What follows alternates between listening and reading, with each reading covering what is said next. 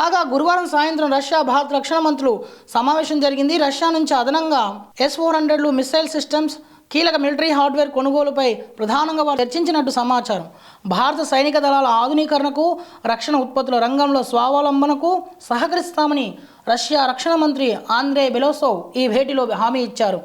ఇరు దేశాల మధ్య సహకారాన్ని మరింతగా పెంపొందించుకునే దిశగా కొత్త అవకాశాలను అన్వేషిద్దామని రాజ్నాథ్ సింగ్ ప్రతిపాదించారు. రష్యా నుంచి చమురు కొనుగోలుపై ఆగ్రహం వ్యక్తం చేస్తూ భారత్పై అమెరికా అదనపు సుంకాలు విధించిన వేళ ఇరు దేశాల మధ్య సుదీర్ఘకాలంగా జరుగుతున్న వాణిజ్య ఒప్పందం ఒక కొలిక్కి వస్తున్న దశలో జరుగుతున్న పుతిన్ మోదీ భేటీని పాశ్చాత్య దేశాలు కూడా నిశ్చితంగా పరిశీలిస్తున్నాయి. దేశాల మధ్య విభజన కూడా జరిగిన నేపథ్యంలో భారత్ మాత్రం అలీన దేశాల విధానాన్ని అంటే పండిట్ జవహర్లాల్ నెహ్రూ సమయం నుంచి కూడా అలీన విధానాన్ని అంటే ఎటువైపు కూడా మొగ్గు చూపకుండా తమదైన ప్రత్యేకతను చాటుకుంటూ ఒక ప్రత్యేకమైన మార్గంలో భారత్ ప్రయాణిస్తుంది. నాటి పండిట్ జవహర్లాల్ నెహ్రూ నుంచి కూడా మొదలైన ఈ మార్గాన్నే మనం అనుసరిస్తూ ఉన్నాం. తాజాగా మనం అమెరికాతో కూడా ఒప్పందాలు చేసుకుంటూ ఉంటాం, కానీ అదే సమయంలో చాలా జాగ్రత్తగా ఉంటాం ఆ దేశంతో. ఇప్పుడు రష్యా మనకి అంటే ఇప్పటి నుంచి కూడా చరిత్ర చూసుకున్నప్పటి నుంచి కూడా రష్యా మనకి ఇందిరాగాంధీ టైం నుంచి కూడా రష్యాతో మనకు సత్సంబంధాలు ఉన్నాయి.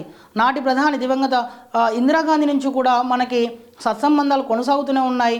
ఇప్పుడు కూడా అదే ఒరవడిని ప్రస్తుత ప్రధాని మోదీ కూడా కొనసాగిస్తున్నారు. ముఖ్యంగా మనకి రక్షణ శాఖకు సంబంధించినటువంటి కీలకమైన ఒప్పందాలు జరిగే అవకాశం ఉంది. ఈనాటి భేటీ చాలా అంటే ఒక చారిత్రాత్మకంగా కూడా చెప్పొచ్చు. రష్యాతో మనకున్న అనుబంధం ప్రకారం చూసినా కూడా అప్పుడు ఆయన ఇప్పుడు ఈయన.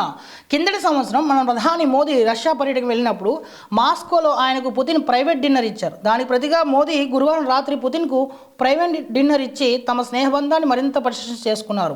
ఇక 3 నెలల క్రితం చైనాలోని టియాన్జిన్లో జరిగిన షాంఘై సహకార సంస్థ సదస్సు సమయంలో మోదీని పుతిన్ తన కారులో ఎక్కించుకొని దాదాపు 45 నిమిషాల పాటు అందులోనే చర్చలు జరిగిన సంగతి తెలిసిందే.